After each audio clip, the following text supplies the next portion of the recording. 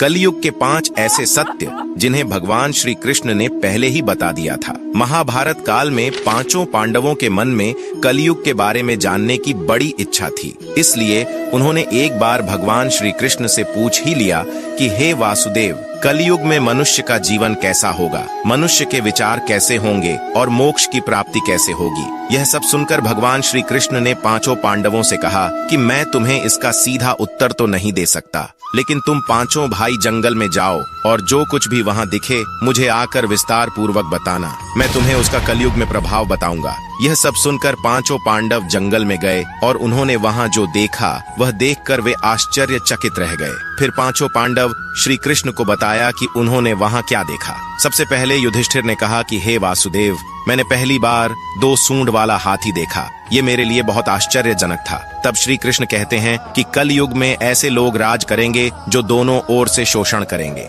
कहेंगे कुछ और करेंगे कुछ और, मन में कुछ और होगा और कर्म कुछ और ही करेंगे। ऐसे ही लोगों का कलयुग में राज होगा। उसके बाद अर्जुन ने कहा कि हे वासुदेव, मैंने जो देखा वह तो इससे भी आश्चर्यजनक था। मैंने एक पक्षी देखा जिसके पंख पर वेद लिखे थे, लेकिन वह मांस खा रही थी। तब श्री कृष्ण बताते हैं कि कलयुग में ऐसे लोग रहेंगे जो बड़े ज्ञानी कहलाएंगे, वे ज्ञान की चर्चा तो करेंगे लेकिन उनका आचरण राक्षसों जैसा होगा। कलयुग के मनुष्य धन और संपत्ति के लोभी होंगे, भले ही उनके पास कितना भी ज्ञान क्यों ना हो। उसके बाद भीम ने कहा कि एक गाय अपने बछड़े को इतना चाटती है कि बछड़ा लहू लोहान हो जाता है। तब श्री कृष्ण कहते हैं कि कलयुग में माँ के बच्चों की प्रति ममता इतनी बढ़ जाएगी कि उन्हें अपने विकास का अवसर ही नहीं मिलेगा, जिसके कारण मोह माया में पड़कर वे बर्बाद हो जाएंगे। इसके अलावा जब किसी का बेटा घर छोड़कर साधु बनेगा तो हजारों लोग उसके दर्शन करने जाएंगे, लेकिन जब खुद का बेटा साधु बनेगा तो वे रोएंगे कि मेरे बेटे का क्या होगा।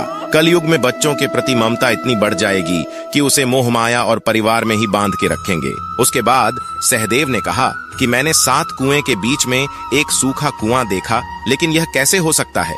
इस पर श्री कृष्ण कहते हैं कि कलयुग में मनुष्य फालतू की चीजों में अपना पैसा बर्बाद कर देंगे, लेकिन वह देखेंगे तक नहीं कि पड़ोस में कोई भूखा मर रहा है। इसके अलावा कलयुग में मनुष्य अच्छे अच्छे कपड़े पहनने, खाना खाने और घूमने में अपना सारा पैसा बर्बाद कर देंगे, लेकिन किसी के 2 आंसू पोंछने में उनकी कोई रुचि नहीं होगी।